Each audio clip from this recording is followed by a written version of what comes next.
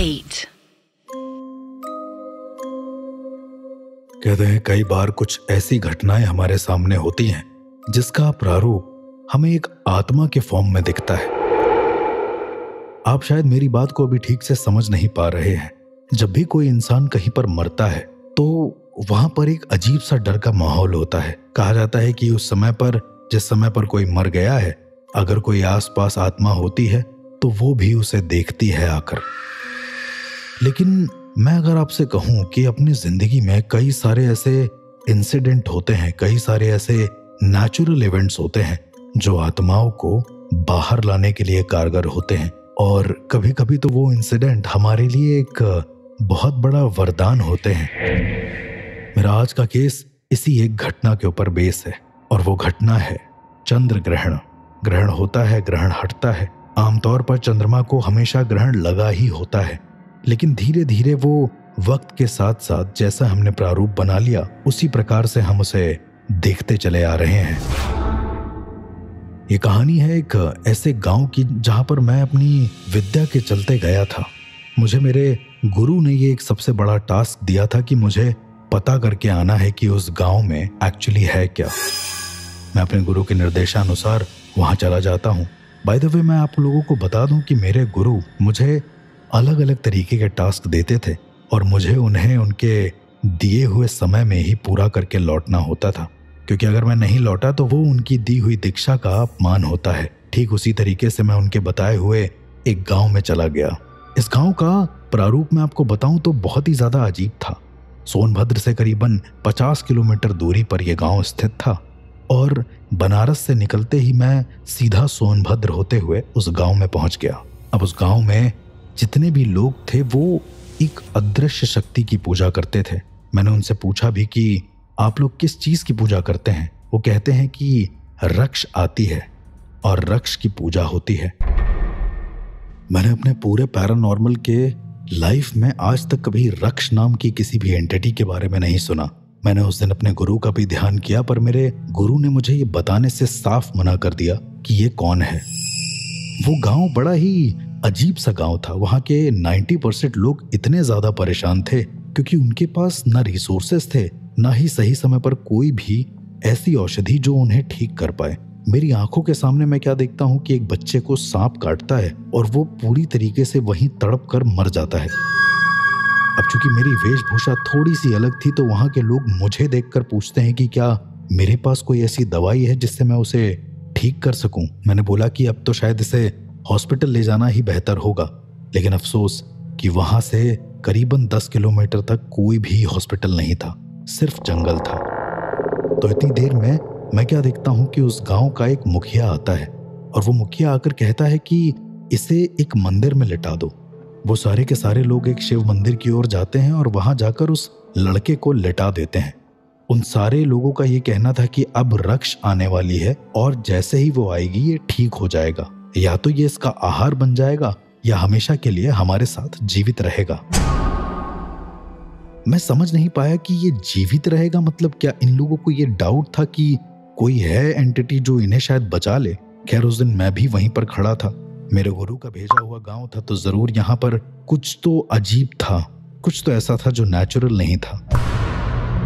थोड़ी देर में मैं क्या देखता हूँ कि चांद पूरी तरीके से खिल जाता है और चांद में एक ग्रहण लगा होता है। उस दिन शायद चंद्र ग्रहण का दिन था, तो देखते ही देखते वो लड़का अपने शरीर को इस तरीके से छटपटाने लगता है जैसे उसे एपिलेप्सी का दौरा आया हो, और ये जोर से छटपटाते हुए वो उठकर बैठ जाता है। गांव के जितने भी लोग होते हैं वो सब इतनी तेज परेशान हो जाते हैं कि वो अचानक से अपने घुटने पर बैठ जाते हैं।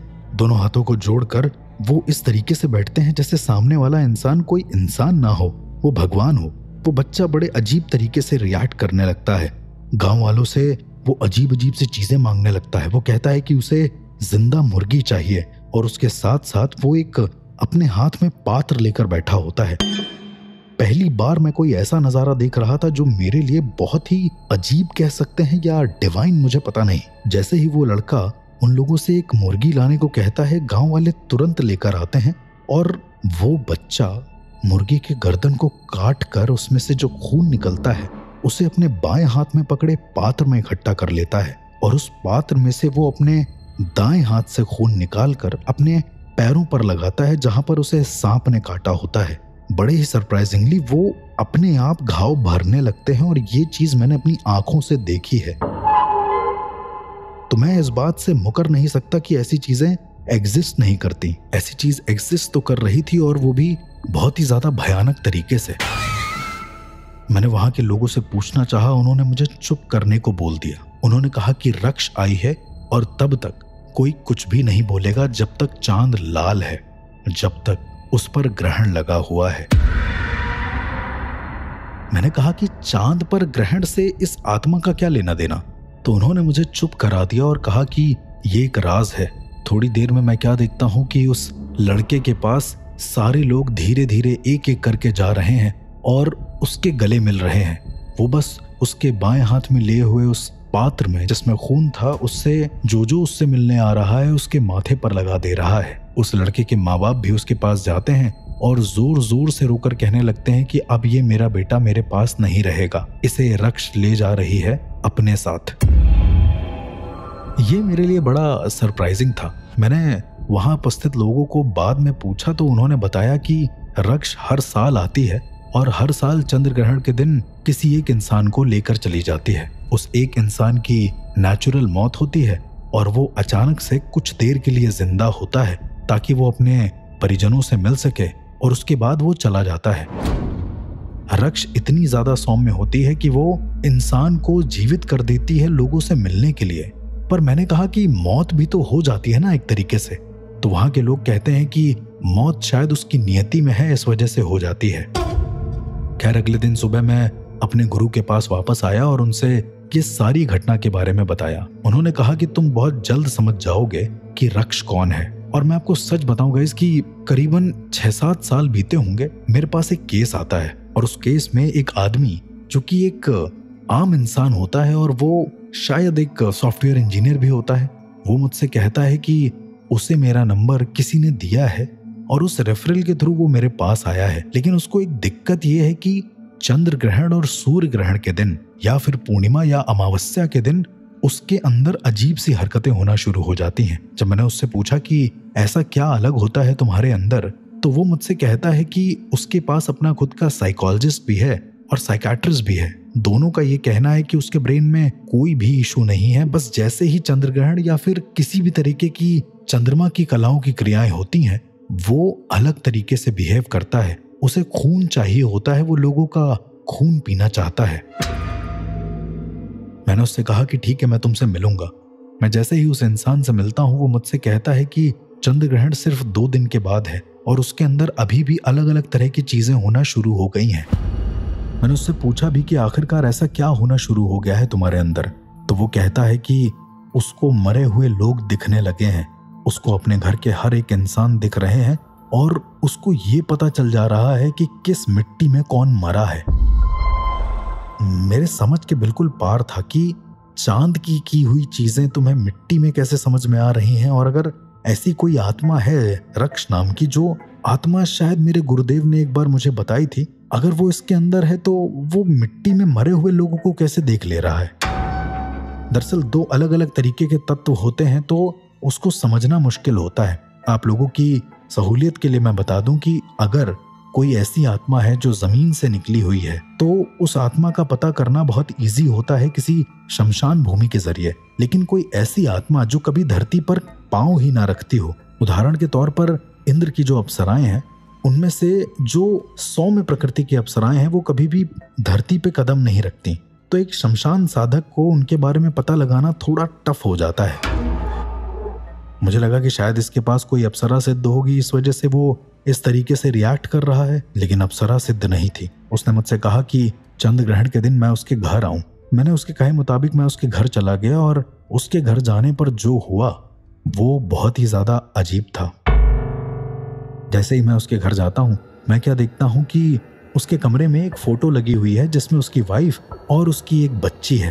मैंने उसको पूछा कि बाकी के लोग कहाँ हैं। उसने कहा कि मैं किसी को मार ना दूं, इस वजह से मैंने सभी को भेज दिया है। मैं क्या देखता हूं कि थोड़ी देर में वो अपने कमरे में एक अजीब सा चक्र बनाता है, कुछ तैयारी वगैरह कर रहा होता है शायद। उसने एक अजीब सा चक्र बनाया और वो कहता है कि 7 कटोरे मैं उसे ला कर दूं।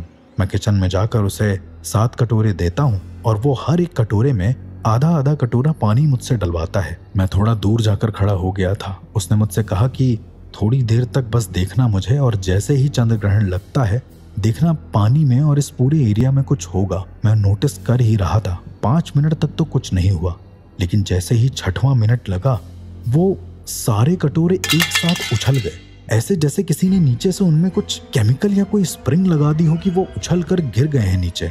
मैं जब पानी का कलर देखता हूँ तो सारे के सारे पानी का कलर लाल होता है, और एक कटोरा वो इंसान अपने हाथ में लेकर ऐसे बैठा होता है जैसे उस कटोरे में उसे कुछ पीना हो। वो मुझसे कहता है कि क्या मेरे पास खून है। वो लेजिट मुझसे मेरा खून मांग रहा होता है। मैंने उससे कहा कि तुम होश में हो, तुम ठीक हो। वो बार बार मुझे मेरे बाबू की याद दिलाने लगा, यानी कि मेरे बाबा की याद दिलाने लगा, और कहा कि तुम्हें भी तो अपनी शक्तियां वहीं से मिली है ना, तो अगर मैं उसे अपना खून दे दूंगा तो वो मुझे परमानेंट शक्तियां दे देगी जो मेरे पास आजीवन रहेगी। पहली बात तो ये मेरे लिए बिल्कुल एक हाइपोथेटिकल सिचुएशन थी, क्योंकि ऐसा हुआ नहीं था। ऐसा शायद मैं उस चीज के लिए बना था, इस वजह से बाबा के मरने से मुझे पावर मिली, पर ये क्या था। वो इंसान कहता है कि मेरे बगल में एक चाकू रखा है, मैं उसे उठाकर अपना खून उस इंसान को पिलाऊं, और अगर मैंने ऐसा किया तो वो मुझे कई सारी ताकतें देगा। मैंने कोई भी रिएक्ट नहीं करा। मुझे समझ में आ गया था कि हो ना हो, ये कहीं ना कहीं मेरी एक छोटी सी परीक्षा जैसी ही तो है। मैं वहीं पर बैठा रहा और अपने गुरु का ध्यान करता रहा। थोड़ी देर में वो इंसान इतना ज्यादा बौखला गया कि उसने अपना सर पटकना शुरू कर दिया। उसके साथ साथ उसने पास में रखी चाकू से खुद को मारने के लिए डराया, लेकिन उसने खुद को मारा नहीं। एक बड़ी अजीब चीज थी। जैसे ही वो खुद को मारने वाला होता, वो बड़े ही पागलों वाली निगाहों से मुझे देखने लगता और एक अजीब सी शैतानी मुस्कुराहट के साथ कहता कि मैं अपना खून कर लूं। ऐसा करीबन आधे घंटे चला है कि एक पागल और मिस्टीरियस इंसान के साथ मैं उसी के घर में बैठा हूं, और मुझे खुद भी नहीं पता कि वो आखिरकार करना क्या चाह रहा है। आधे घंटे के बाद वो इंसान एकदम से नॉर्मल होता है और बहुत जोर जोर से रोने लगता है। मैं उससे उसके रोने का कारण पूछता हूँ तो वो कहता है कि कहीं ऐसा तो नहीं हुआ कि मैंने उसे बहुत ज्यादा परेशान कर दिया हो। मैंने कहा कि नहीं, लेकिन तुम इतना रो क्यों रहे थे? तो उस इंसान ने जो कहा वो बहुत ज्यादा भयानक था। वो इंसान कहता है कि वो अपने ही बीवी और बच्चों का खून कर देगा आगे आने वाले 1 महीने के अंदर। मेरी आंखों के सामने वो ये बात बोलता है और तुरंत अपनी वाइफ को फोन करके न जाने क्या समझाता है, क्या करता है, और अपनी वाइफ और अपने बच्चे को तुरंत ही कहीं आउट ऑफ इंडिया भेज देता है। जब मैं उससे पूछता हूँ कि तुम ऐसा क्यों कर रहे हो, तो वो कहता है कि यदि वो ऐसा नहीं करता तो वो अपने ही बीवी और बच्चों को अपनी आंखों के सामने मार डालता।